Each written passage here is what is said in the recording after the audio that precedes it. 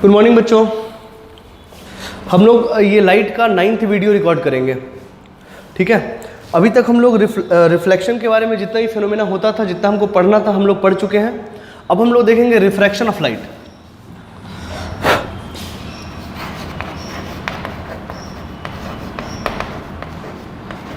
Refraction of light, refraction R, ठीक है। तो इसके बारे में पहले लिख लेंगे। It is the phenomena of bending of light when it travels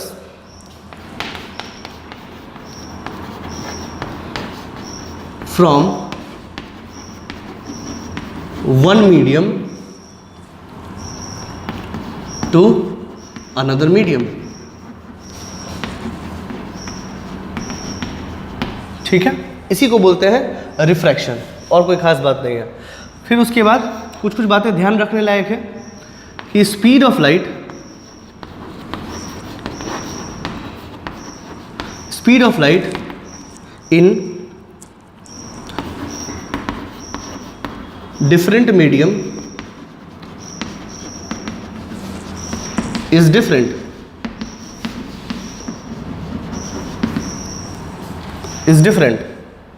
दूसरा C बोलेंगे speed of light in vacuum और एयर, लगभग दोनों बराबर ही होते हैं। And that is equal to 3 × 10⁸ metre per second. इसको आपको याद रखना है।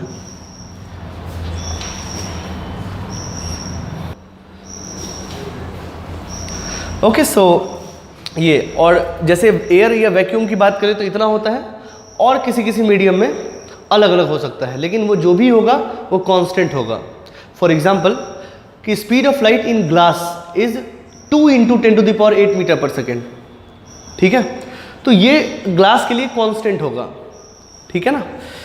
तो ये सारा कंडीशन है, इसको आप याद रखिए। डिफरेंट मीडियम में जो भी स्पीड होगा लाइट का वो एक कांस्टेंट होगा, बस इतना ध्यान रखिए आप, ठीक। इसको लिख लीजिए।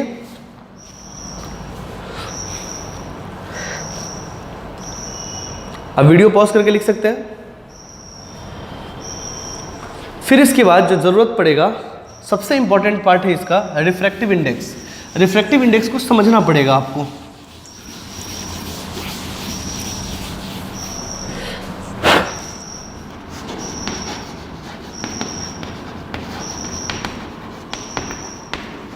रिफ्रैक्टिव इंडेक्स, ठीक है। ये क्या है? It is the ratio of speed of light in different medium,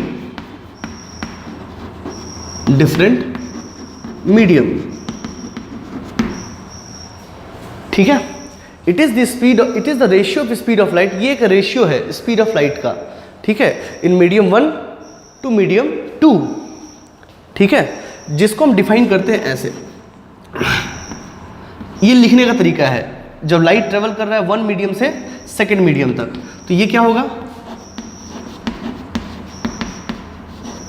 velocity of light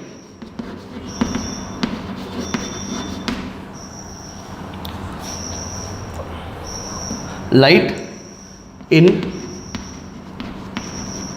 medium 1 to velocity, sorry speed करिए, स्पीड, क्योंकि जो लाइट का जो स्पीड होता है, वेलोसिटी यानी कि डायरेक्शन की बात करें अगर, तो हर तरफ होता है, इसलिए ज़्यादा बात हम यहाँ वेलोसिटी का नहीं, करेक्ट बात तो स्पीड का होता है, ठीक है ना, मैग्नीट्यूड, ठीक है। हालांकि इसके बारे में अंतर आपको समझ में आ जाएगा जैसे जैसे आप आगे बढ़ोगे। Speed of light in medium 2, ठीक है। μ1 2 मतलब अगर लाइट 1 से लेकर 2 में जा रहा है, सपोज ये, अच्छा सरफेस क्या होता है? सरफेस क्या होता है? एक इमेजिनरी बाउंड्री जो कि 2 मीडियम को अलग करता है, उसको बोलते हैं सरफेस। जैसे आप एक गिलास पानी रखें तो पानी का जो ऊपर वाला लेयर होगा वो एक सरफेस है जो पानी और एयर को अलग अलग कर रहा है, ठीक है। तो सरफेस क्या है, basically it is an imaginary line, it is an imaginary line जो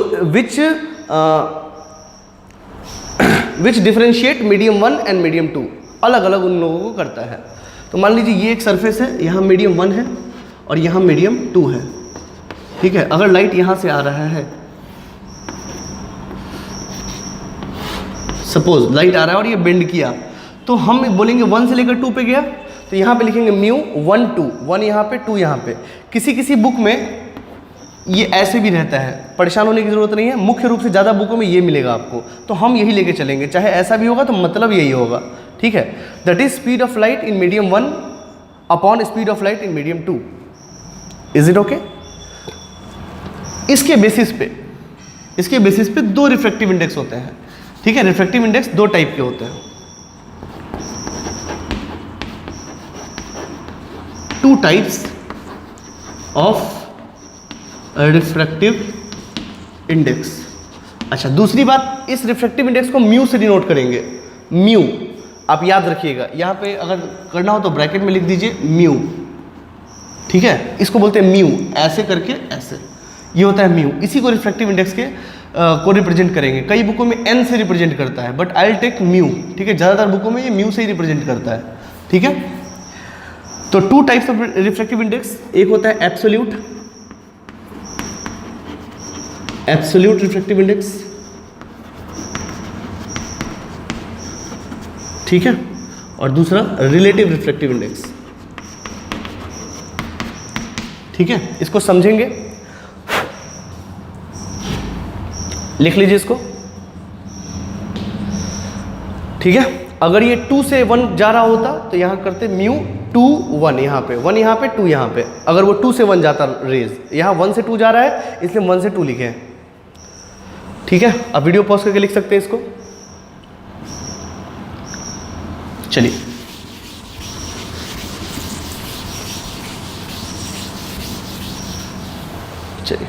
यहां पे लिखेंगे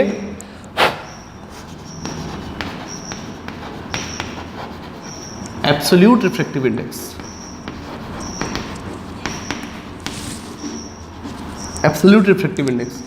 यहां लिखेंगे when one of the medium is vacuum और एयर, या तो वैक्यूम हो या तो एयर हो, then corresponding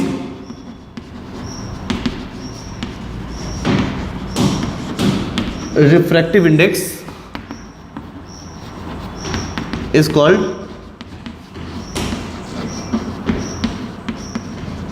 absolute refractive index, ठीक है। तो इसको रिप्रेजेंट कैसे करते हैं, ऐसे म्यू 0 1, म्यू 0 1, 0 मतलब क्या, वैक्यूम या एयर, याद रखिएगा। या तो ये ऐसे रिप्रेजेंट करे या तो ये ऐसे रिप्रेजेंट करे, बात एक ही है, बात में कहीं से कोई दिक्कत नहीं आएगा, ये बात आप याद रखिएगा। म्यू 1 नहीं भी लिखा है तो हम समझेंगे कि वो अगर नहीं लिखा है तो मतलब एयर के रिस्पेक्ट में बात कर रहा है या वैक्यूम के रिस्पेक्ट में बात कर रहा है, ठीक है। And that is equal to what, speed of light, speed of light in air या वैक्यूम, दोनों बराबर होता है, upon speed of light in that medium, जिस मीडियम की हम बात कर रहे हैं। तो सपोज करिए इस केस में अगर ये 0 है मतलब वैक्यूम है या एयर है और ये मीडियम 1 है, ठीक है।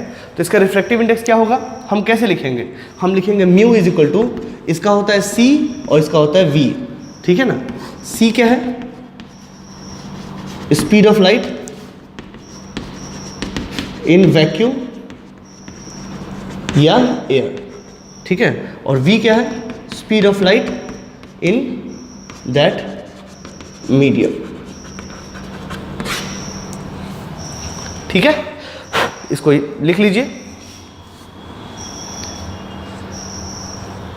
ठीक है। तो इसको लिख लीजिए, इसमें थोड़ा पीएचडी कर लेते हैं, पहले इसको कर लीजिए इसको। कई बार बच्चों को इस टॉपिक में बहुत प्रॉब्लम रहता है, बट प्रॉब्लम की बात ही नहीं है, नोमेनक्लेचर्स है जो डिफाइन करा गया है हमारे लिए, उसको हमको याद रखना पड़ेगा। ठीक है, लिख लीजिए।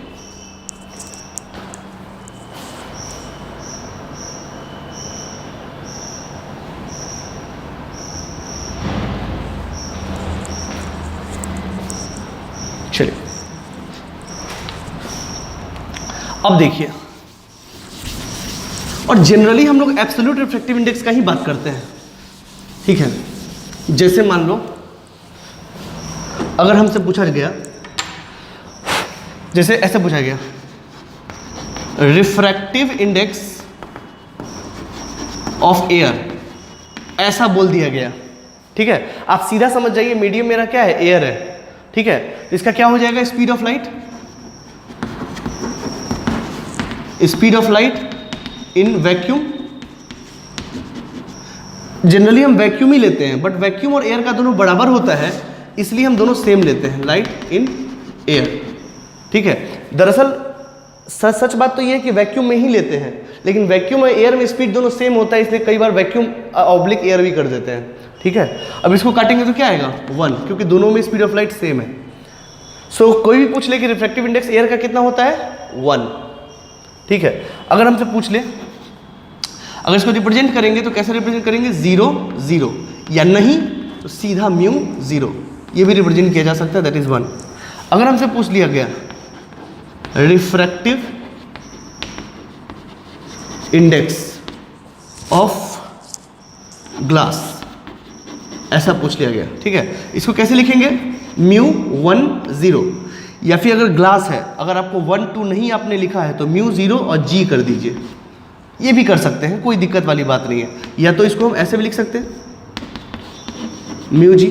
ठीक है, क्या हो जाएगा, speed of light in air upon velocity in glass, यानी speed of light in glass. ठीक है, और दैट इज, मैं आपको बताता हूँ, मुझे पता है, आप टेबल देखिएगा तो उसमें समझ में आएगा, 10⁸ और अपॉन वेलोसिटी ऑफ लाइट, यानी कि speed of light in glass जो होता है वो 2 होता है, 2 × 10⁸। ठीक है, जब इसको आप कट करोगे ये आएगा 1.5। तो what is the refractive index of glass, अगर हमसे सिर्फ पूछे हैं कि what is refractive index of glass, it means कि हम क्या पूछे हैं आपसे, रिलेटिव या एब्सोल्यूट। एब्सोल्यूट, अगर हमने आपसे सिर्फ एक ही मीडियम का नाम लिया है कि चलो बताओ रिफ्रैक्टिव इंडेक्स ग्लास का क्या होता है, आप क्या समझोगे कि हमसे क्या पूछा गया है, एब्सोल्यूट। ठीक है, ये, और किसी भी मीडियम का वो निकाल सकते हैं, कोई दिक्कत वाली बात नहीं है, लिख लीजिए।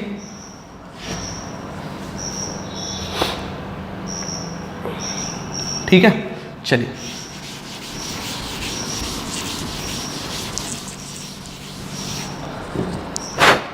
अब आता है relative refractive index.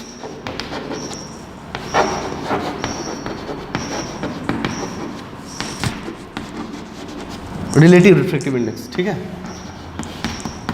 It is the ratio of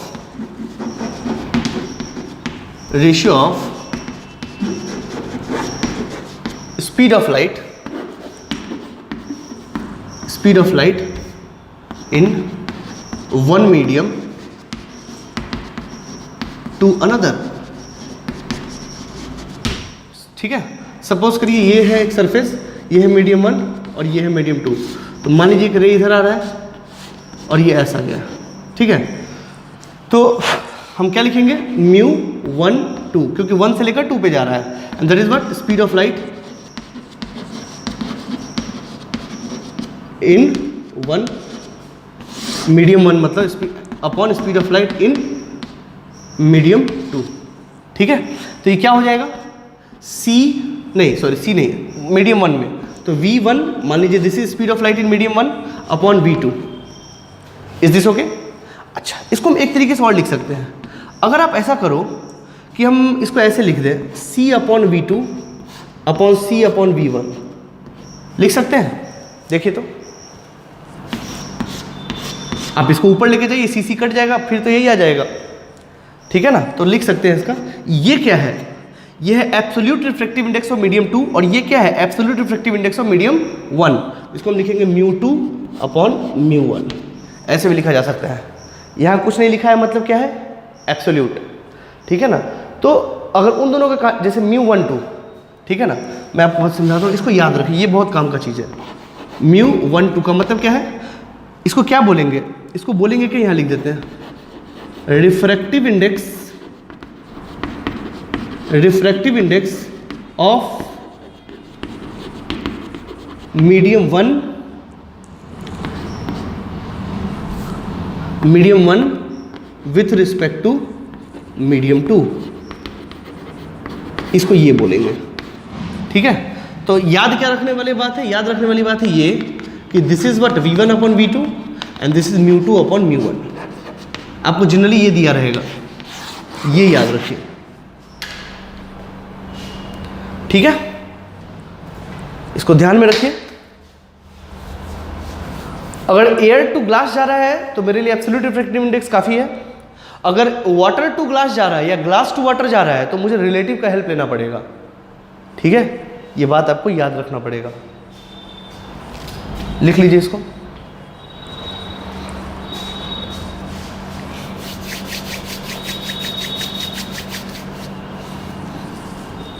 किसको याद रखिए, काम आएगा, ठीक है। चलिए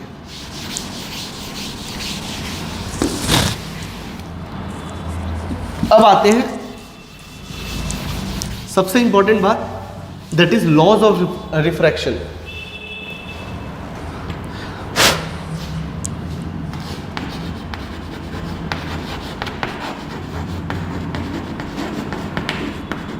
लॉज ऑफ रिफ्रैक्शन, ठीक है, ये क्या कहता है, when light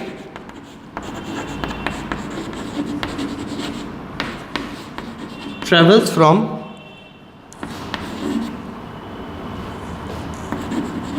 one medium to second medium,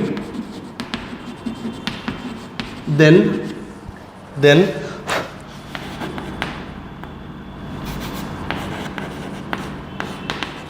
ratio of sine of incidence angle to sine of angle of refraction is constant। इसको समझेंगे, यहां बनाएंगे figure. Suppose this is medium 1 and this is medium 2। अगर एक इंसिडेंट रे यहाँ आ रहा है और यहाँ बन रहा है, दिस इज नॉर्मल, सब वैसे की तो वैसा ही चलेगा। ये इंसिडेंट रे है, इसको बोलेंगे क्या, इंसिडेंट रे, आपको पता ही है इंसिडेंट रे।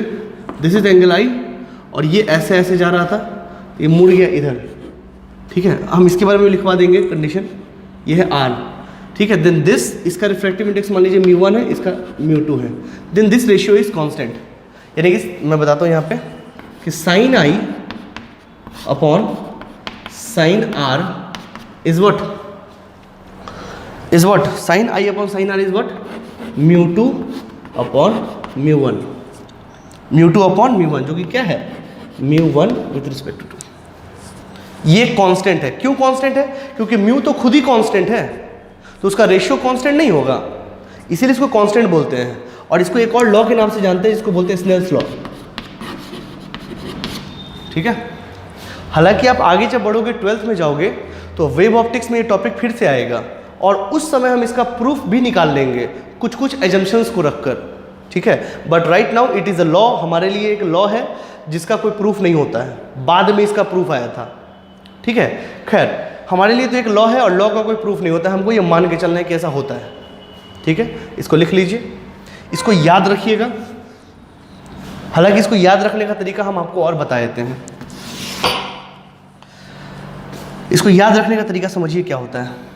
अगर हम इस मीडियम की बात करें, ध्यान से सुनिएगा, इस मीडियम की, ये बहुत इंपॉर्टेंट है, ये होगा तो आपको कभी भी ये μ2/μ1 होगा कि μ1/μ2 होगा, आपको याद करने का जरूरत नहीं है। बच्चे इसी में कंफ्यूज रहते हैं। हम आपको बताते हैं, समझे।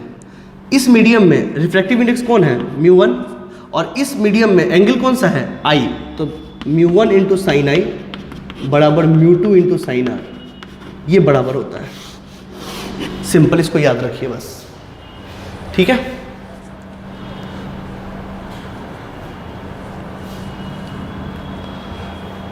इसको ध्यान रखिए।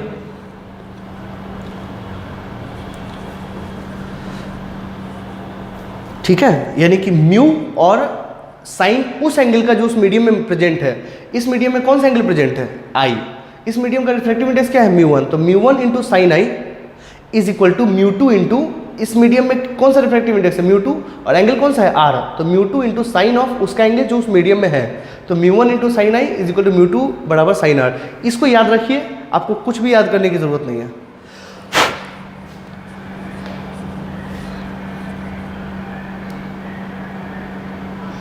ठीक है, तो ये होगा फर्स्ट लॉ। दूसरा लॉ क्या है, वही जो उसमें होता था। अच्छा, ये इंसिडेंट रे, ये कौन सा रे है, इसको बोलेंगे रिफ्रैक्टेड रे, रिफ्रैक्टेड रे। ठीक है, खैर हम इसको और भी हम लिखवा देंगे आपको, परेशान मत होइए। इसमें है incident ray, normal and refracted ray, refracted ray all lie in same plane. वही वाला पुराना कंसेप्ट, वो हम समझा चुके हैं आपको। ये तीनों एक ही प्लेन में होता है। ठीक है, इसको लिख लीजिए।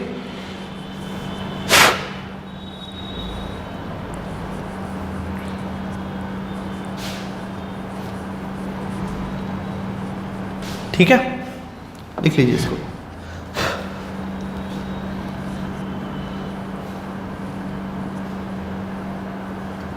ठीक है, इसको पॉज करके आप लिख लीजिए।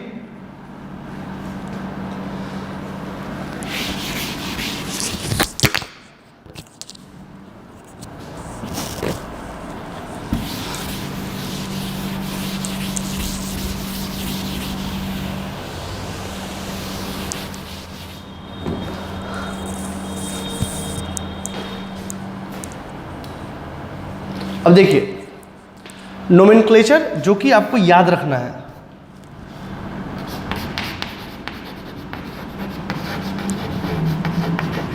नोमेनक्लेचर टू बी रिमेंबर्ड, याद रखना है। अगर ये मीडियम 1 है, ये मीडियम 2 है, this is what normal, this is what normal, इसको बोलेंगे क्या, इंसिडेंट रे। वहाँ लिख दिए थे इंसिडेंट रे। ये है आई, ये क्या है, आई। आई क्या है, एंगल ऑफ इंसिडेंस, लिखने का आवश्यकता नहीं है। ये मान लीजिए ऐसे ऐसे जा रहा है तो ये ऐसे आएगा। ठीक है, ये है μ1, ये क्या है, absolute refractive index, refractive index, index of 1। μ2 क्या है, एब्सोल्यूट रिफ्रैक्टिव इंडेक्स ऑफ 2। ठीक है, ये है एंगल ऑफ रिफ्रैक्शन, रिफ्लेक्शन नहीं, रिफ्रैक्शन, एंगल ऑफ रिफ्रैक्शन। आप लिखना चाहो तो लिख सकते हो, ये एंगल ऑफ इंसिडेंस है। ठीक है, और ये क्या है, ये रे इधर की तरफ शिफ्ट हो गया है, बेंड कर गया है, इसी को तो रिफ्लेक्शन बोलते हैं। ये है डेल्टा, अपने पाथ से ये इधर आ गया, इसलिए डेल्टा क्या होगा, एंगल ऑफ डेविएशन, वही पहला वाला एंगल ऑफ डेविएशन, डेविएशन। ये क्या है, सरफेस। ठीक है, इसको याद रखिए। दूसरा जो याद रखने वाली बात ये है कि जैसे मान लो यहाँ से यहाँ गया तो μ1 और μ2, अगर μ2 ज़्यादा है और μ1 कम है, ठीक है, तो μ1 होगा रेयरर मीडियम और μ2 होगा डेंसर मीडियम। ठीक है, लिख देते हैं suppose if it is 1, if it is 2, μ1 and μ2, ठीक है। यहाँ लिख देते हैं if μ2 is greater than μ1 then μ2 is denser medium and μ1 is rarer medium, पतला मीडियम। तो जिसका रिफ्रैक्टिव इंडेक्स ज़्यादा होगा, उसका रिफ्रैक्टिव इंडेक्स ज़्यादा, मतलब जिसका रिफ्रैक्टिव इंडेक्स ज़्यादा होगा उसको डेंसर मीडियम बोलेंगे, और जिसका रिफ्रैक्टिव इंडेक्स कम होगा उसको बोलेंगे क्या, rarer medium, with respect to one another. मेरी बात समझ आई? तो परेशान बिल्कुल मत हो। फॉर एग्जाम्पल जैसे मान लो ये मीडियम 1, ये वाटर है, तो μW होता है 1.66, वाटर का होता है 4/3, ठीक है, और वो होता है 1.66, और ये मान लो ग्लास है, ये वाटर, ये ग्लास, इस ग्लास का होता है 1.5, ठीक है। अब इसमें हमसे पूछे डेंसर कौन है, ऊपर वाला, रेयरर कौन है, नीचे वाला, ठीक है। इसको याद रखिएगा, इसको लिख लीजिए पॉज करके।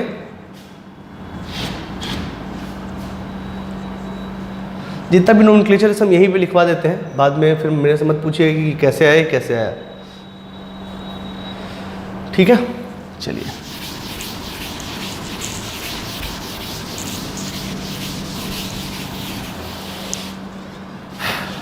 अगर मान लीजिए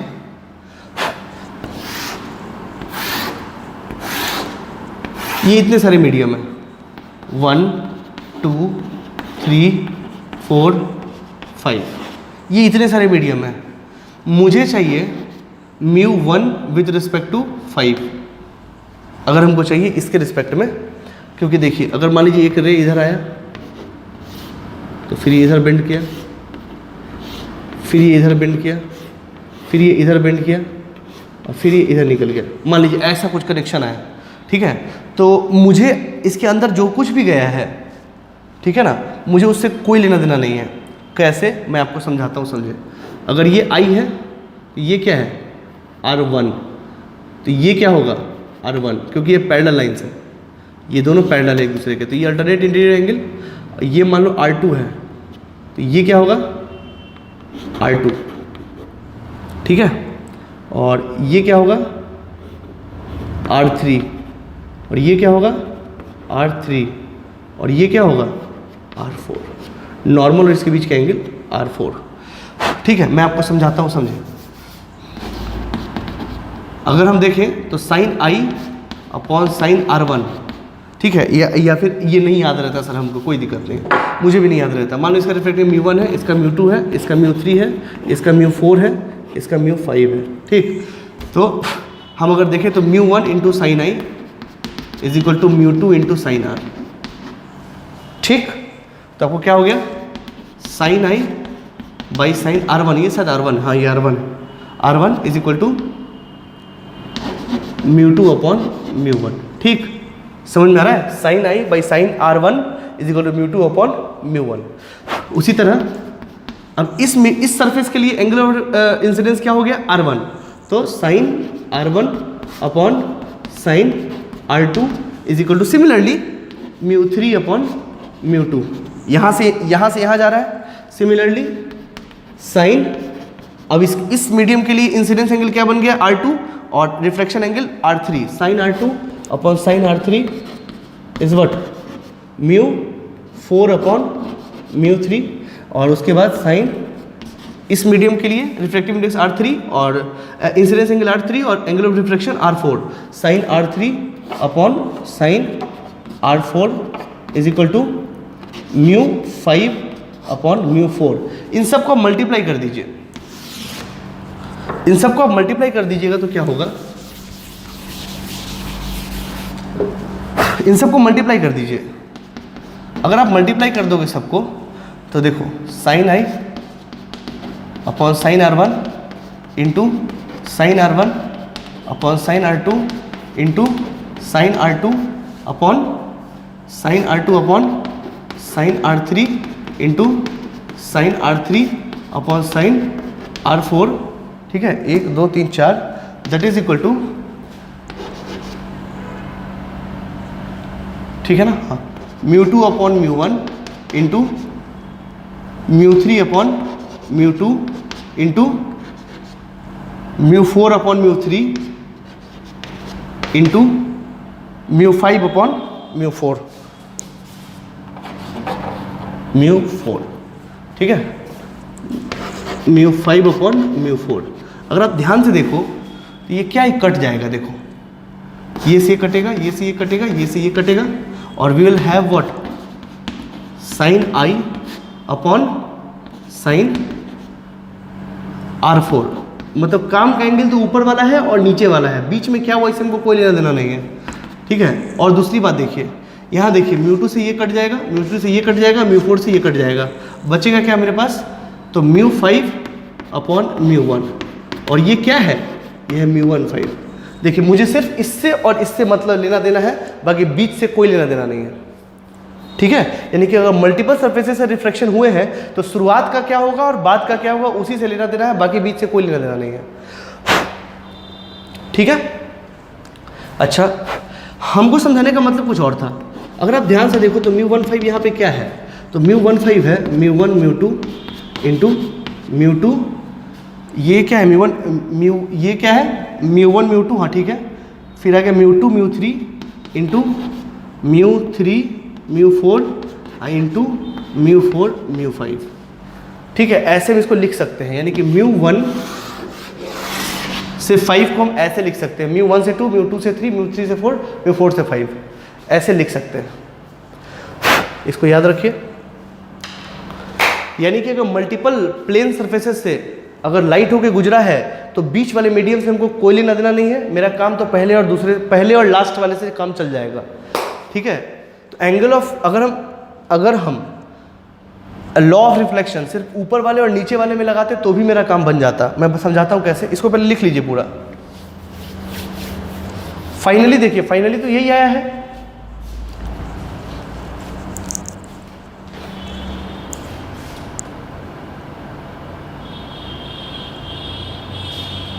ठीक है। चलिए अब हम आपको बताते हैं सिर्फ पहले और पांचवें से काम मेरा कैसे बनेगा। यहाँ लगाइए, पहले वाले में कितना है μ1 इंटू साइन आई, और पांचवें वाले में μ5 इंटू साइन R4। देखिए आ गया, sine I upon sine R4 is equal to μ5 upon μ1 and that is μ15, ठीक है। तो ये बात याद रखिएगा, नोट में लिख लीजिए। नोट में क्या लिखना है मैं बता देता हूँ, समझे।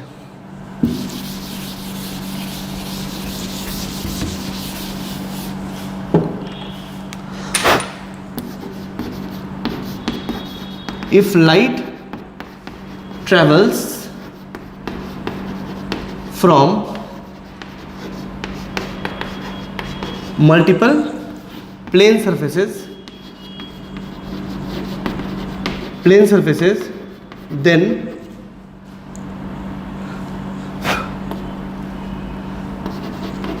we can only work with first and last medium,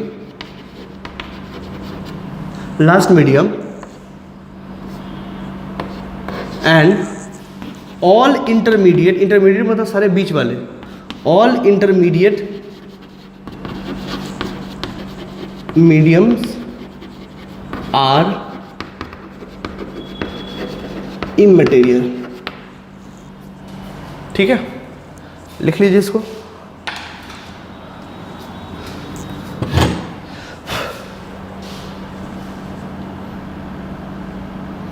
ठीक है, उसके बाद सारी बातें हो गई। डेंसर और रेयर आपको समझ में आ गया। फिर जो पॉइंट लिखना है आपको वो लिख लीजिए। If light travels from one medium to second medium, then sorry इसको ठीक कर लीजिए। Rarer medium to denser medium, then light bend toward normal. इसको समझेंगे कैसे, समझिएगा, इस बात को समझिएगा ध्यान से। ये सरफेस है, ये 1 है और ये 2 है, इसका रिफ्रैक्टिव इंडेक्स 1 है, इसका रिफ्रैक्टिव इंडेक्स 1। गिवन क्या है कि μ2 ग्रेटर देन μ1, यानी कि ये डेंसर है, ये रेयरर है, ठीक है। मान लीजिए कि एक लाइट ऐसे गिरा, ये नॉर्मल है और ये है इंसिडेंट एंगल। ये लाइट किधर जाना चाह रहा था, ऐसा, बट ये इधर नहीं, ये नॉर्मल के टुवर्ड्स मुड़ेगा, ये है नॉर्मल, इसके तरफ मुड़ जाएगा, ये ऐसा, ये है आर, ठीक है, ये कंडीशन। और दूसरे में vice versa,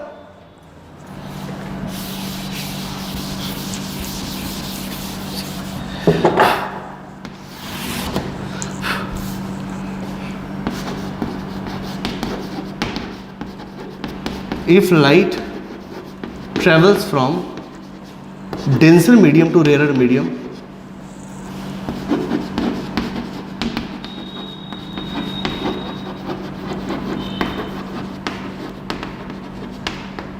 then it bends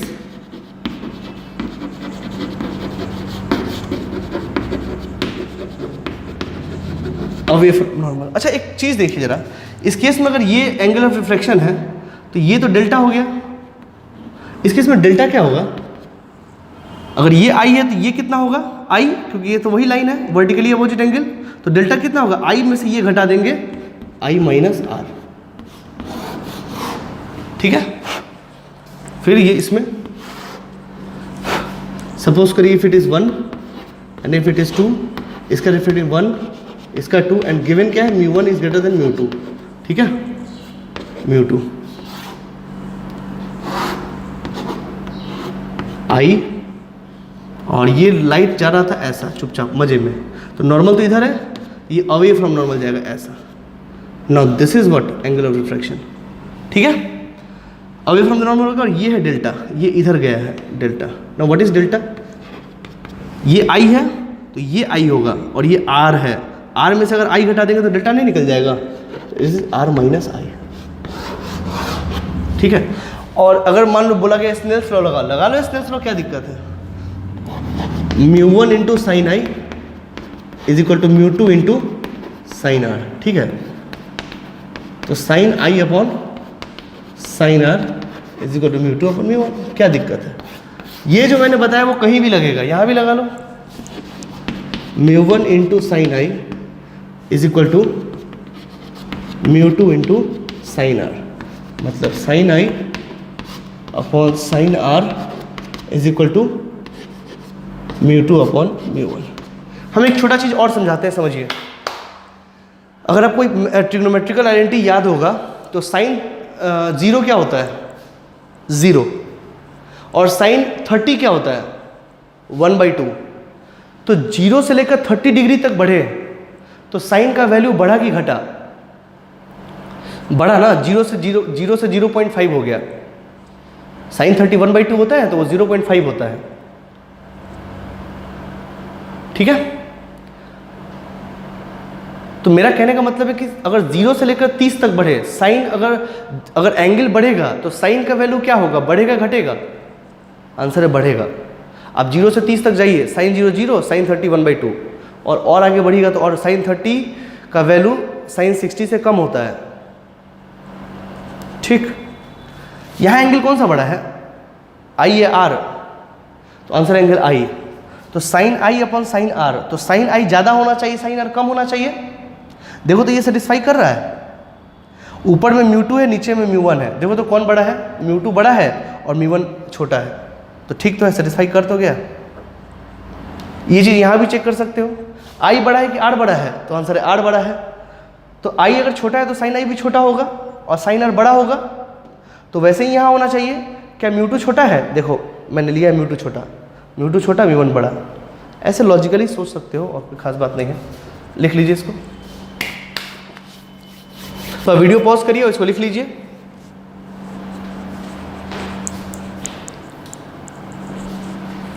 ठीक है, चलिए।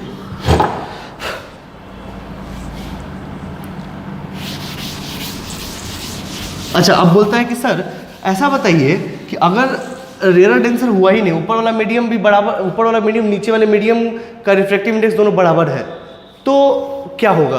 अरे भाई तो रिफ्रैक्शन हुआ ही नहीं, वो तो सेम मीडियम है ना, कंफ्यूज मत होना। अगर रिफ्रैक्शन हो रहा है तो एक डेंसर होगा एक रेयर होगा, ये तय बात है। ठीक है, दूसरा एक चीज़ और याद रखिए,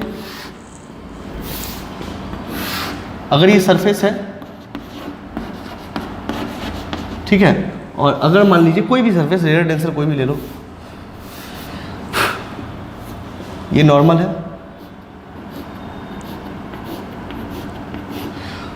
ये ठीक है, अगर रे इसी पे आ रहा है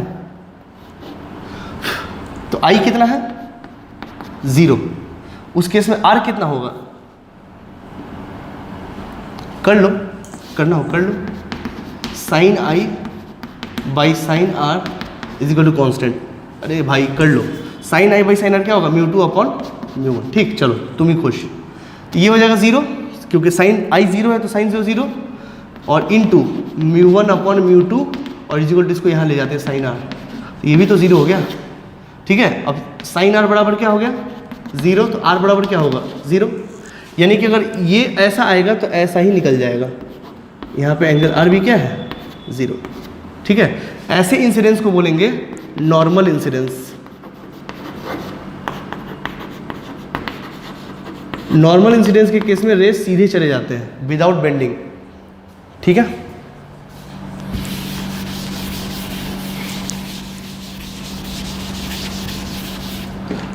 दूसरा ग्रेजिंग इंसिडेंस, वहां भी सेट कराए थे ये ग्रेजिंग इंसिडेंस,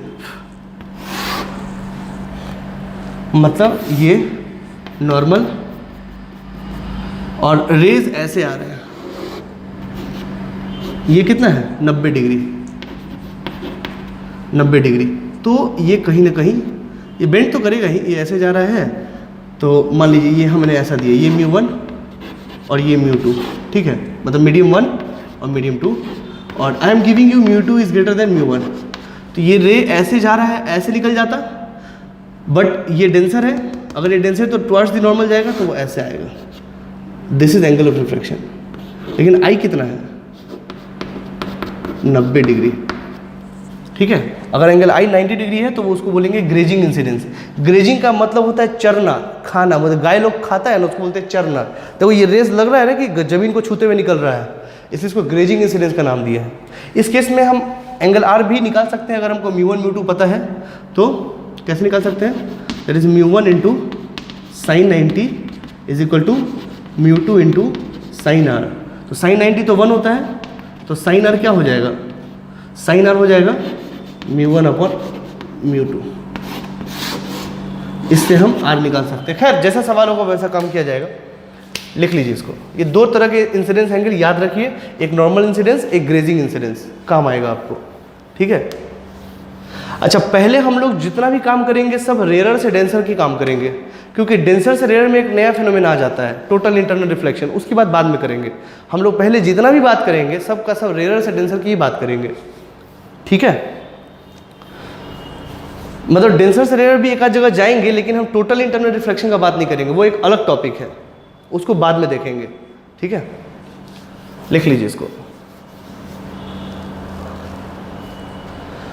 ठीक है, अगर आपसे पूछा जाए कि रेयर से डेंसर जब जा रहा है, ठीक है, तो एंगल ऑफ इंसिडेंस, या फिर डेंसर से रेयर जा रहा है तो एंगल ऑफ इंसिडेंस मिनिमम कितना हो सकता है?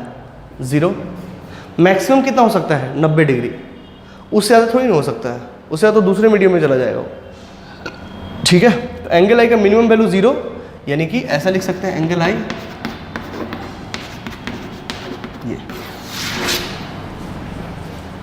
ये रेंज है इंसिडेंस एंगल का, लिख लीजिए इसको। अब हमको लगता नहीं है कि हम रियल इमेज और वर्चुअल इमेज फिर से आपको बताएं, आपको पता है यहाँ भी वही कहानी है, रेज सही में कटेंगे, ठीक है, रेज अगर सही में कटेंगे तो रियल, और अगर वर्चुअली मिलेंगे, ठीक है ना, तो उसको बोलेंगे वर्चुअल, ठीक है। चलिए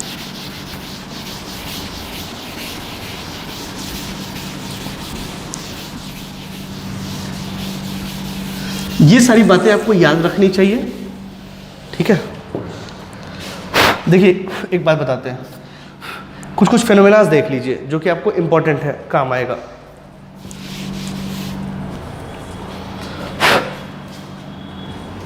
अब तो रिफ्लेक्शन ऑफ लाइट ही चलेगा, ठीक है। देखिए फेनोमेना क्या है, हम लोग जो पढ़ेंगे अभी वो है refraction, refraction through plane surfaces, plane surfaces, ठीक है, प्लेन सर्फेस से जो भी, तो एक तो है जब रेयर से डेंसर गया, एक जो डेंसर से रेयर गया, ठीक है। और ज़्यादातर केसेस में हम लोग मीडियम एयर को ही रखेंगे, एक मीडियम, ठीक है। मान लीजिए ये कंडीशन ऐसा आ गया, ठीक है, तो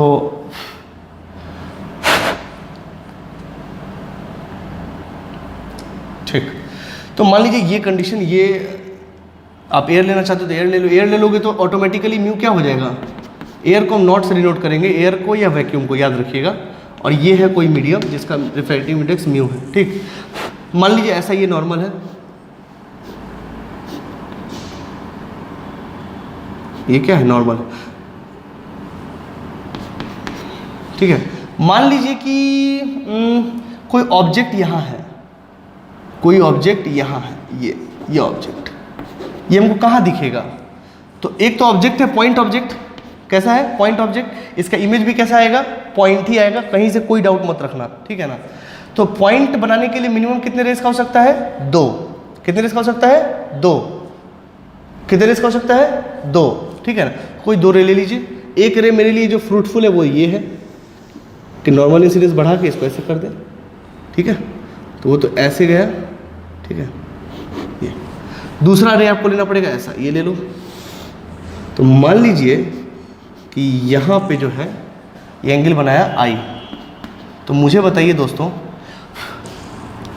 ये तो जाएगा ऐसा, ये किधर मुड़ेगा, हम आपको दे रहे हैं कि म्यू, अगर ऊपर एयर है तो एयर से जो भी मीडियम होगा तो बड़ा ही होगा ना, ठीक है। रिफ्रैक्टिव इंडेक्स का वैल्यू, एब्सोल्यूट रिफ्रैक्टिव इंडेक्स का वैल्यू, नोट में एक लाइन और लिख लीजिए आप, नोट में एक लाइन और लिख लीजिए, पहले जो लिख रहे थे वहाँ नोट में एक लाइन और लिख लीजिए कि absolute refractive index of any medium is always greater than और इक्वल टू 1 से बड़ा ही होगा, ठीक है। लिख लीजिए इसको, ये आई है तो ये अंदर की तरफ मुड़ेगा, ये है आर। अब ये कहाँ जाएगा,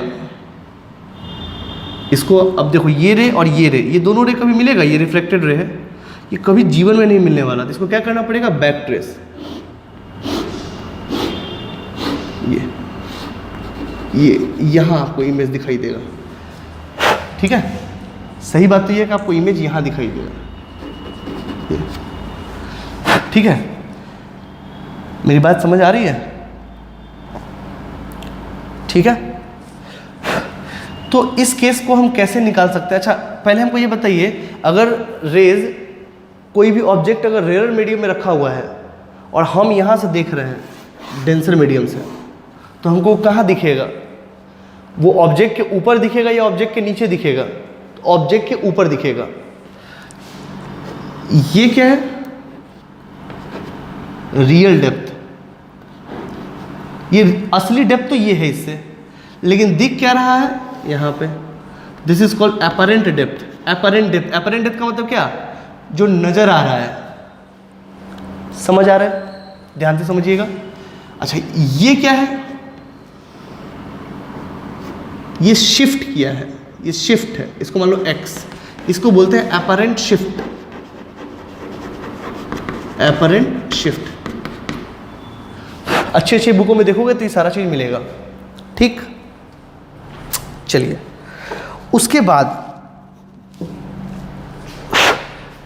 हम लोग किस रेस की बात पढ़ रहे हैं, पैराएक्सियल रेस।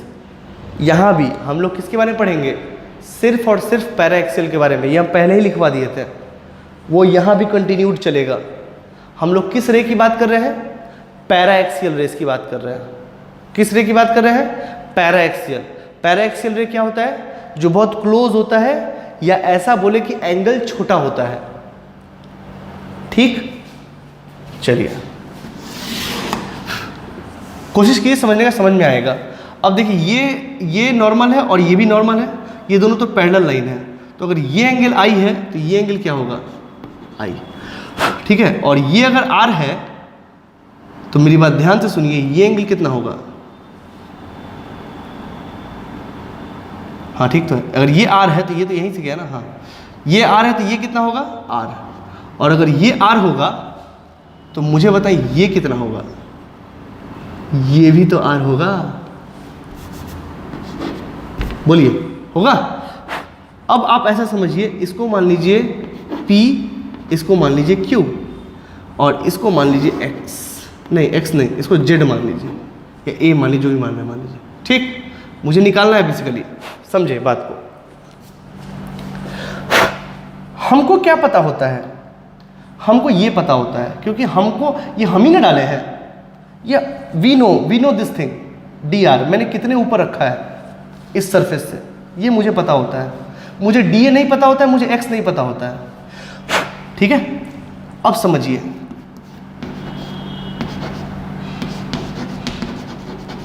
इन ट्रायंगल OPQ,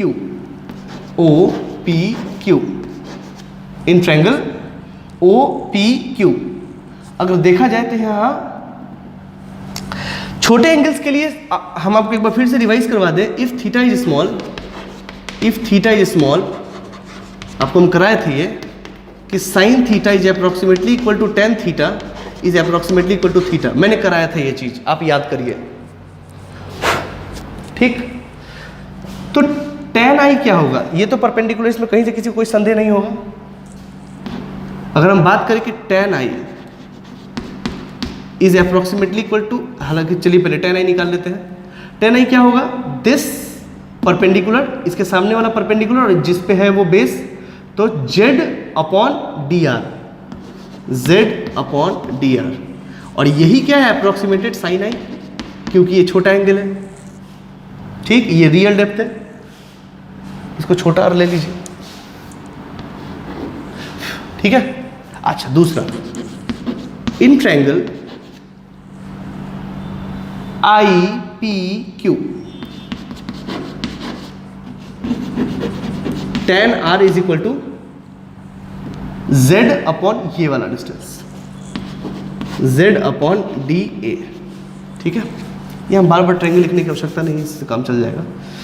ठीक है, ये कहानी। नाउ, और यही किसके बराबर है? साइन r के बराबर, क्योंकि छोटा एंगल है। Because we had taken our assumption that rays are paraxial, and for paraxial rays all the angles are very small, and for very small angle we can take sin theta is approximately equal to tan theta is approximately equal to theta। ये पढ़ा चुके हैं हम आपको। ठीक, चलिए अब according to law of refraction क्या होगा इस केस में? अब इस सरफेस पे हो रहा है ना, तो इस सरफेस पे ये है इसका इंसिडेंट रे, और ये है इसका रिफ्रैक्टेड रे। लगाइए यहाँ पे, दैट इज 1 इंटू साइन आई, ये है इंसिडेंट रे, और ये है रिफ्लेक्टेड रे, और ये सरफेस, इसके बीच में इन दोनों सरफेस में आप लगाइए लॉ ऑफ रिफ्लेक्शन। तो क्या आएगा? 1 into sine I is equal to mu, इसका तो म्यू है ना, म्यू इंटू साइन आर। ठीक है, तो sine I by sine R क्या हो गया? Is mu. ठीक है, क्या साइन आई और साइन आर टेन आई और टेन आर के बराबर है? तो क्या यहां से वैल्यू रख सकते हैं? रख दीजिए। तो that is equal to sine I का वैल्यू कितना है? z by D R upon sine R का वैल्यू क्या है? z अपॉन डी ए।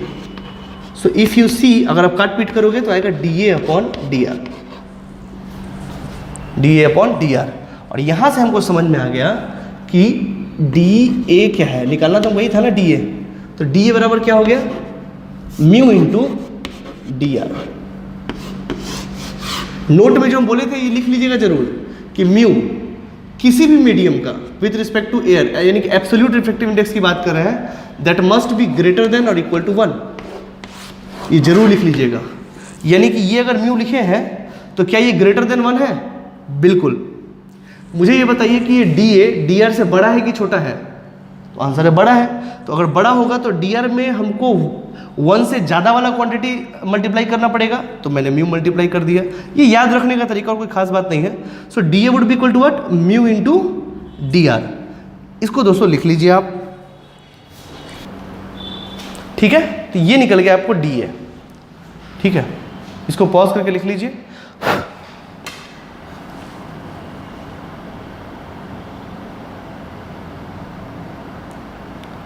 ठीक है। अब अगर हम अपरेंट शिफ्ट की बात करें, अगर हम अपरेंट शिफ्ट की बात करें,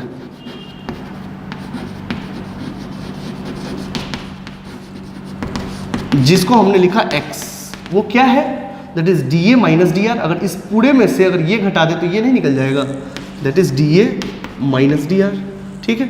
x इज इक्वल टू क्या हो जाएगा? डी ए क्या आया है? तो mu times D R minus D R. तो यहाँ x क्या हो जाएगा? Mu sorry D R into mu minus 1। ठीक है। तो अगर किसी क्वेश्चन में अगर आपको रियल डेप्थ दिया हुआ है और रिफ्रैक्टिव इंडेक्स दिया हुआ है और एयर के रिस्पेक्ट में हो रहा है, तो क्या हमको अपरेंट शिफ्ट निकाल सकते हैं? कितना शिफ्ट हुआ वो? This one. ठीक है, इसको लिख लीजिए।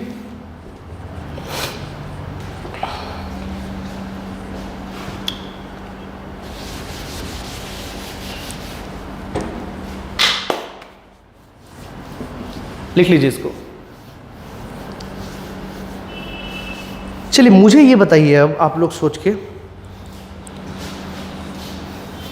स्टार ऊपर होता है।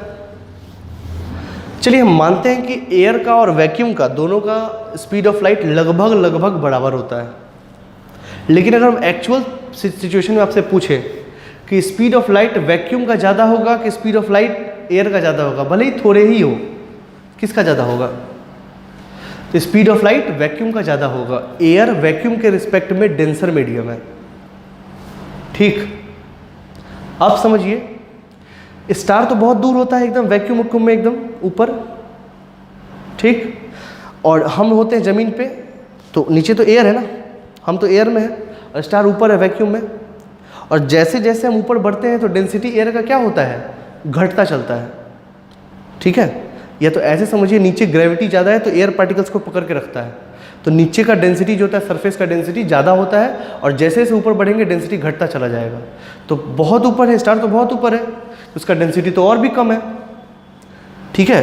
तो हम खड़े हैं और स्टार ऊपर में है, तो हम तो देख रहे हैं ना, तो ऑब्जेक्ट स्टार है, वो किस में है? रेयरर में कि डेंसर में? रेयरर में। और हम कहाँ से देख रहे हैं? डेंसर में। क्या यही सिचुएशन है? यस, यही सिचुएशन है। तो क्या सर हमको जो स्टार दिख रहा है, क्या वो और दूर है, दूर दिख रहा है जितना वो एक्चुअली में है? आंसर है हाँ। स्टार जितने पे होता है उससे दूर दिखाई देता है, और यही रीजन है उसका। ठीक है। So this is the reason why star appears to be far than actually it exist. इसको लिख लेंगे।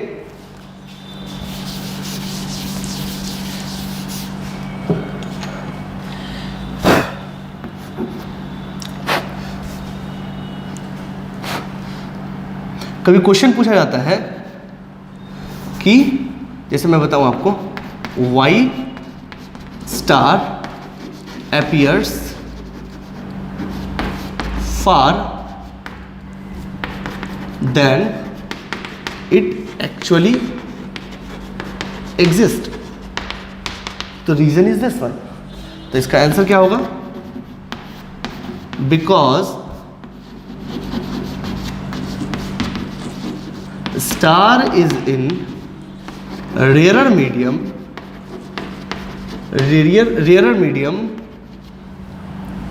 as compared to as compared to our eye, and thus the condition of refraction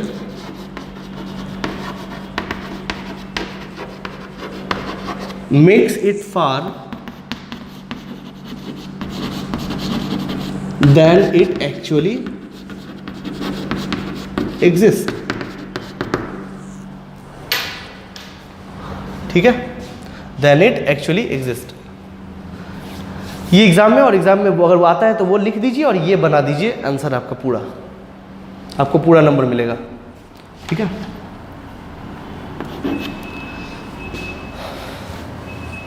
ठीक है, इसको लिख लीजिए. तो इससे आपको समझ में आता है कि स्टार क्यों दूर नजर आता है. ठीक है,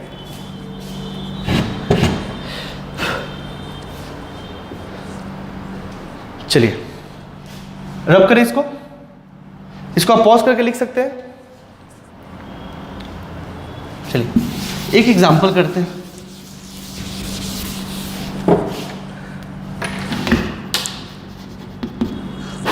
मान लीजिए कि हम वाटर सरफेस में हैं या मछली है, मान लो.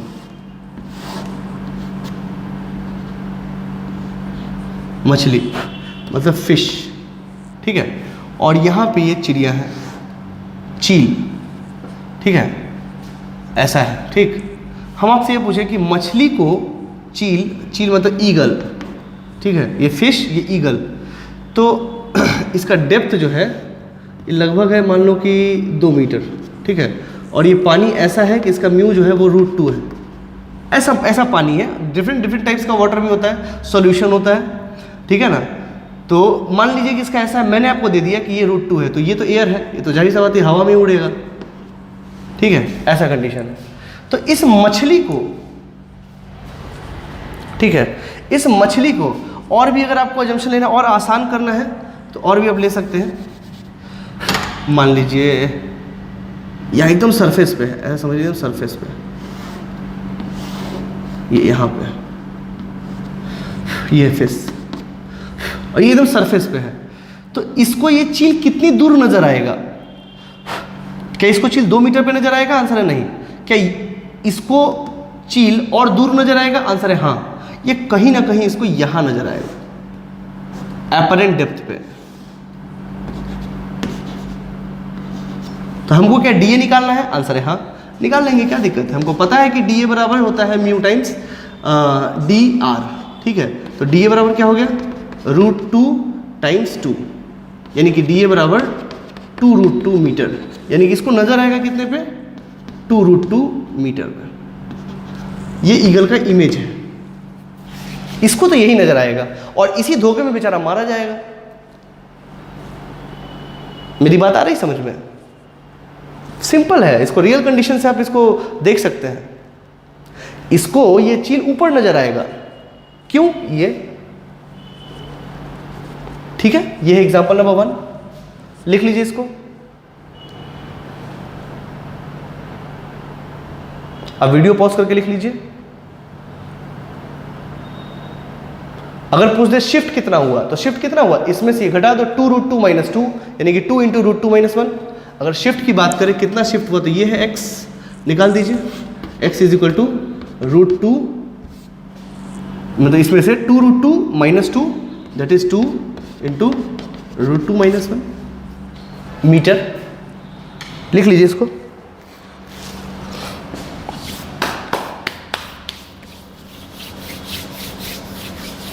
ठीक है, चलिए अब मान लो एग्जांपल नंबर 2. इसी में हमने वो ऊपर किया आसान बनाने के लिए, बट ऐसा कुछ नहीं है कि नीचे से ये इफेक्ट नहीं होगा. मान लो नीचे दिया हुआ है ऐसा, ये है फिश और ये है मछली. ठीक है, और ये आपको दिया हुआ है कि ये है आपको 0.25 मीटर पे, ये दिया हुआ है. कोई दिक्कत नहीं है. तो इसके लिए ये कितनी दूरी पे होगा? इसको ये तो दिखेगा नहीं, दिखना तो ये है. तो ये कितनी दूरी पे दिखेगा? तो 2√2 और प्लस 0.25, इसमें कोई अंतर थोड़ी ना आएगा, ये तो पानी में ही है, इसमें कोई अंतर थोड़ी ना आएगा। तो इसमें क्या करेंगे, डीए निकालेंगे सरफेस के हिसाब से और जितना नीचे वो जोड़ देंगे बस। तो यहाँ डीए क्या हो जाएगा, प्लस 0.25, तो यहाँ पे होगा 2√2 प्लस 0.25, बस सिंपल। नहीं आया समझ में? करना क्या है, ये इसके देखो ये जो भी निकलता है वो सरफेस के हिसाब से ही निकलता है, इस सरफेस के हिसाब से ही सब कुछ निकलेगा। तो सरफेस के हिसाब से पहले निकाल दीजिए और जितना है उसको जोड़ दीजिए, ठीक है। और x पे तो कोई प्रभाव नहीं पड़ेगा, x तो उतना ही होगा, अगर x पूछ ले तो वो उतना ही है, 2√2 - 1 मीटर।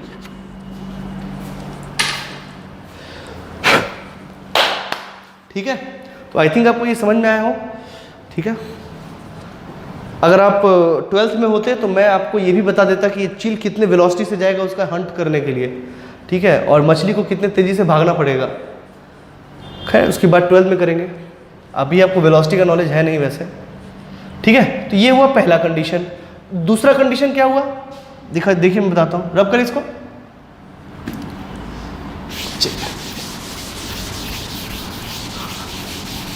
दूसरा कंडीशन है, यहाँ पे एक बार लेके आएंगे हम रेयरर मीडियम का ये डेंसर टू रेयर का कहानी। दूसरा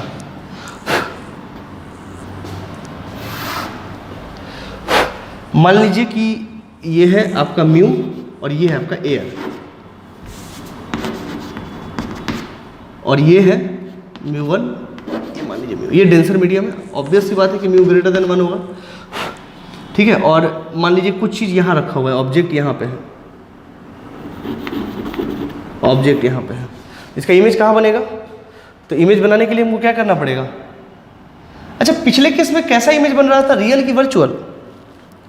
वर्चुअल भाई मेरे भाई, ये तो ऐसे जा रहा था, वो तो पीछे मिल रहा था, तो इमेज वर्चुअल बन रहा था, ठीक है। खैर अब देखिए यहाँ से ऑब्जेक्ट का हमको इमेज बनाना है, तो कितना रे लेंगे, 2, क्योंकि पॉइंट ऑब्जेक्ट है।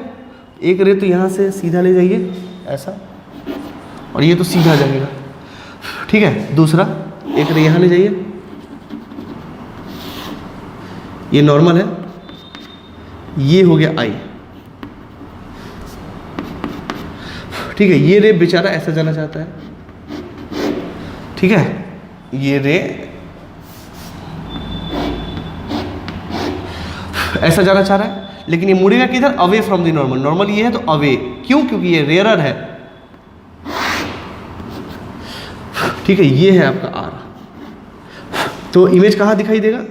अब देखो ये और ये कभी जीवन में मिलने वाले हैं नहीं, तो इसको पीछे लाना पड़ेगा। आपको इमेज इसका यहां दिखाई देगा, समझ में आ रहा है, इमेज आपका यहाँ। ये भी कैसा मीटिंग है, वर्चुअल की रियल, वर्चुअल, ये देखो ये तो कभी जीवन में मिलने वाले नहीं है, ठीक है। अब देखिए सिंपल सी बात, फिर वही कहानी करेंगे। मान लो ये P है, ये Q है, ठीक है, तो ये I है, तो ये क्या हो जाएगा I, और ये R है तो ये भी R, ये R तो ये भी R। आप करके देख लीजिए, ट्रिग्नोमेट्री लगा लीजिएगा, मुझे कोई दिक्कत नहीं है। और इसको मान लीजिए Z, वैसे ही पहले वाले की तरह, ठीक है।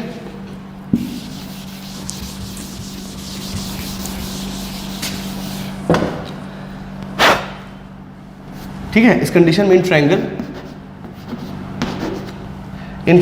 OPQ again paraxial rays, again it is given paraxial rays, angle छोटे होंगे, और जो कंडीशन पहले लिए वही कंडीशन यहां भी लगेगा। OPQ tan I बराबर Z अपॉन दिस डिस्टेंस। यहां पे ये है रियल, ये है आपको क्या, ये है आपका, पहले आप ये ले लीजिए, ये है आपका क्या, अपरेंट डेप्थ जो अपीयर हो रहा है, और रियल डेप्थ क्या है, ये, दिस इज रियल डेप्थ, ठीक है। और ये क्या है, शिफ्ट, ये ऊपर की तरफ शिफ्ट हो गया x, अपरेंट शिफ्ट। यहां भी वही सब कैलकुलेशन करेंगे। तो tan I बराबर क्या होगा, tan I बराबर Z upon this distance dr, this is approximately equal to sin I, ठीक है। tan R बराबर क्या हो जाएगा, now we have to see in triangle what, now see in triangle I P Q, ठीक है। तो tan r बराबर z upon D A which is approximately equal to sine r, ठीक है। Now according to laws of refraction, refraction क्या हो जाएगा, लगाइए 1 इंटू साइन r बराबर म्यू इंटू साइन आई। देखिए ये है इंसिडेंट रे और ये है ये, ठीक है। अब चाहे ऐसे से ऐसे कर लो, ये नीचे से ऊपर जाना तो नीचे से ऊपर चले जाओ, कोई दिक्कत नहीं मुझे क्या दिक्कत है। म्यू इंटू साइन आई बराबर 1 इंटू साइन आर, इसको इधर लिख दो उसको उधर लिख दो, क्या फ़र्क पड़ता है, ठीक है। तो आपको आ गया sine I upon sine R is equal to 1 upon mu, ठीक है। अब ये वैल्यू यहाँ से लिख लीजिए, साइन आई क्या हो जाएगा, z upon D R upon z upon D A is equal to 1 upon mu, ठीक है। अब यहाँ से इक्वेट करके क्या आ जाएगा, D A upon D are 1 upon mu. तो मुझे क्या पता होता है डी आर, तो डी ए क्या हो जाएगा, डी आर अपॉन म्यू, ठीक है। अब देखिए समझने का तरीका, म्यू हमेशा 1 से ज़्यादा होता है तो उससे डिवाइड कर देंगे तो छोटा हो जाएगा। अपरेंट डेप्थ इस केस में छोटा होता है, उस केस में बड़ा होता है। तो अगर डी आर में जो क्वांटिटी 1 से ज़्यादा है उसको क्या करेंगे, मल्टीप्लाई करेंगे तो बड़ा हो जाएगा, डिवाइड करेंगे तो छोटा हो जाएगा, तो यहाँ डिवाइड करेंगे, ठीक है। इसको लिख लीजिए।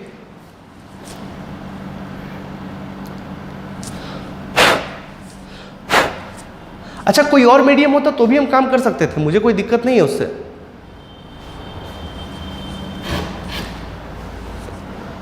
आप पॉज करके लिख लीजिए इसको, ठीक है। अब यहां पे अगर x निकालना हो, अपरेंट शिफ्ट क्या होगा, तो that is D R minus D A, ठीक है। डी आर माइनस ये क्या है, तो डी आर अपॉन म्यू कितना हो जाएगा, डी आर इंटू 1 माइनस 1 बटा म्यू, याद रख लीजिए इसको, ठीक है। पॉज करके लिख लीजिए आप।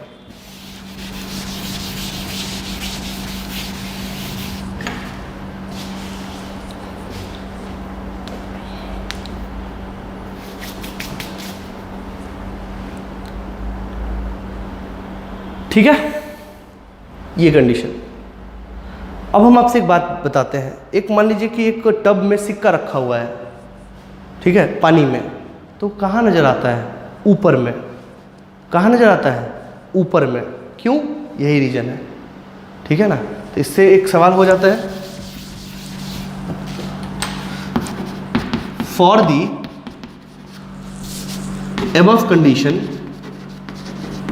above condition coins in water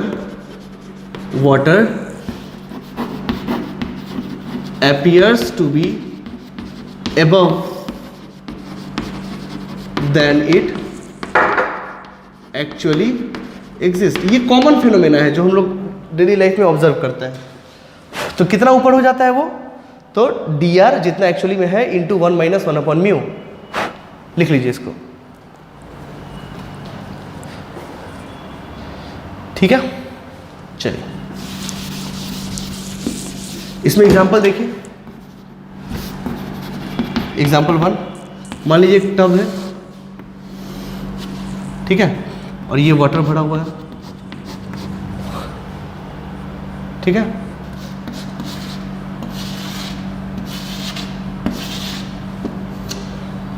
ये टब है, ठीक है, और यहां पे एक कॉइन रखा हुआ है। अच्छा इसमें देखना किधर से, इधर से। हम लोग कहाँ से देखते हैं, ऊपर में, जिधर में ये रेस जाते हैं ना हम लोग देखते हैं उधर से ही, ठीक है। चलिए अब ये कॉइन जो है मान लीजिए ये 20 सेंटीमीटर पे है, तो हमको कितना ऊपर ये दिखाई देगा, और इसका म्यू, ये वाटर है तो म्यू ले लीजिए √2, कोई दिक्कत वाली बात नहीं है, ठीक है। तो हमको ये कितना ऊपर नजर आएगा, अगर हम इसको यहां से देखते हैं, जस्ट यहां से, अगर हम जस्ट सरफेस पे देख रहे हैं तो हमको ये कितना ऊपर नजर आएगा, कहाँ नजर आएगा, तो एक्चुअली यहाँ पे है तो कहीं ना कहीं यहाँ नजर आएगा। रेज अपना कर लीजिएगा, एक्चुअल डेप्थ तो ये है, बट नज़र कहाँ आएगा, इतने डेप्थ पे, है ना। सो दिस इज डी ए, ये क्या है डी ए, और ये क्या है डी आर। ठीक है, तो कितना हो जाएगा डी ए, सिंपल है, डी आर कितना है 20 सेंटीमीटर ना, डिवाइड करेंगे मल्टीप्लाई करें √2 से डिवाइड करेंगे क्योंकि वो छोटा होने वाला है। ये हो गया। एक्स निकालना जाए, अगर मान लो ये पूछे कि ये कितना आगे बढ़ गया, ये कितना ऊपर चला गया, तो x is equal to 20 into 1 minus 1/√2 centimetre. ये भी जो आएगा सेंटीमीटर, क्योंकि सेंटीमीटर में आंसर। ठीक है, सिंपल, कोई दिक्कत वाली बात नहीं है। एग्जाम्पल 1 लिख लीजिए इसको।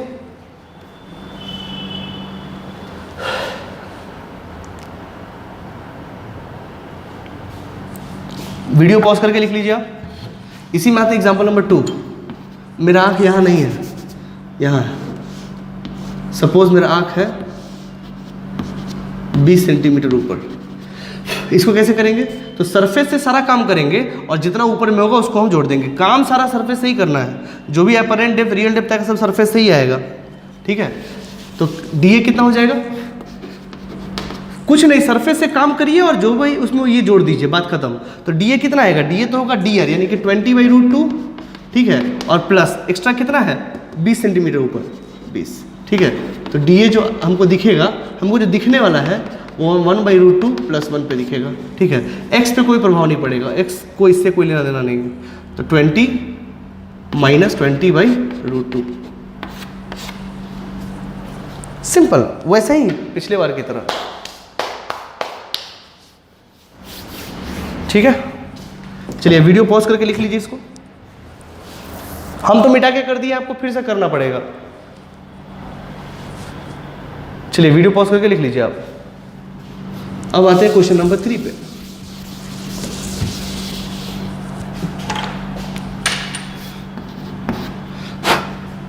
वही पुराना वाटर है। ठीक है, अब चील का बदला भी तो लेंगे। ये है मछली, चील को खाना है इसको। ठीक, ये मछली है मान लो कि 20 सेंटीमीटर पे मान लीजिए। ठीक है, और चील है यहाँ। ठीक है, चील है आपको मान लीजिए वो भी 30 सेंटीमीटर पे, ऐसा सपोज कर लीजिए। ठीक, तो इसको ये मछली कितने दूर दिखेगा, ये म्यू है मान लीजिए √2। अच्छा, म्यू का यूनिट क्या होता है, कभी कोई पूछ देता है कि म्यू का यूनिट क्या होता है। कोई यूनिट, रेशियो का कोई यूनिट नहीं होता, जैसे उसका कोई यूनिट नहीं होगा, तो किसी का भी, एब्सोल्यूट का, रिलेटिव का, किसी का भी। खैर, इसका आंसर क्या होगा, सिंपल है। आपको ये अब क्या देखना है, ईगल को देखना है। किसको, फिश को। ईगल को देखना है फिश को, ईगल को देखना है फिश को। ईगल सीज फिश, उसमें क्या था, फिश सीज ईगल, लिख लीजिएगा उसमें। तो कितने पे दिखेगा, तो अगर इसको देखना है तो ये तो डेंसर मीडियम, ये खुद रेयर मीडियम में है, तो ये इसको ऊपर नजर आएगा, ये तो इसको यहाँ नजर आएगा बेसिकली। ये है F', यानी कि इसी का इमेज। तो ये है आपका ये, that is D A, apparent depth. तो चील को कितना नजर आएगा, चील को जो नजर आने वाला है वो सबसे पहले तो ये है 20/√2। ठीक है, और प्लस 30 सेंटीमीटर। आंसर तो ये है, चाहे जो भी आ जाए। ठीक, और अगर पूछते रियल डेप्थ यानी कि कितना ऊपर भाग गया, कितना ऊपर इसका इमेज लगेगा, x would be equal to, उसके लिए इसका कोई ज़रूरत नहीं है, इसका कोई लेना देना नहीं, सिर्फ इसी से काम करिए। That is 20 - 20/√2 answer. ठीक है, तो आई थिंक ये कंडीशन आपको समझ में आया हो। ठीक है, ये है रिफ्रैक्शन का इंट्रोडक्शन बस। ठीक है, तो इसको अच्छे से घर पे खुद से क्वेश्चंस बनाइए, खुद से लिखिए और क्वेश्चन समझने की कोशिश करिए। ठीक है, तब तक के लिए थैंक यू, अच्छे से पढ़िए।